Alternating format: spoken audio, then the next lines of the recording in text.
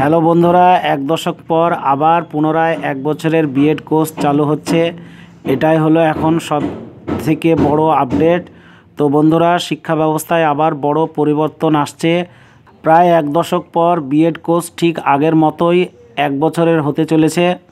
নতুন নতুন শিক্ষা নীতির সুপারিশ অনুযায়ী এক দশক দীর্ঘায়িত হওয়ার পর এক বছরের বিএড কোর্স স্থাপিত হতে চলেছে।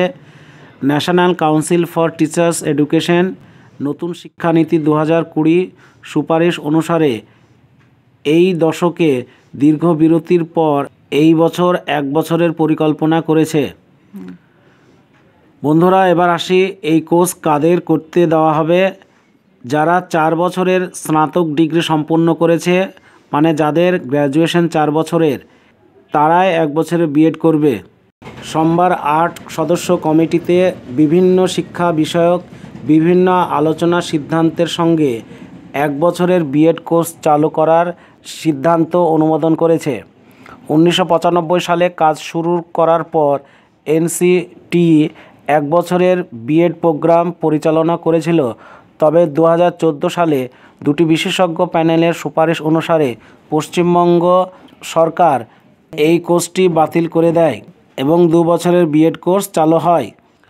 2014 সালে মাধ্যমিক শিক্ষক শিখন নিয়ন্ত্রণ স্কুলে 20 সপ্তাহ ইন্টার্নশিপ বাধ্যতামূলক সহ বিএড কোর্সটি 2 বছরের করা হয়। এনসিটিই এও জানান যে তারা শিক্ষকদের প্রশিক্ষণের বিষয়ে উদ্বিগ্ন।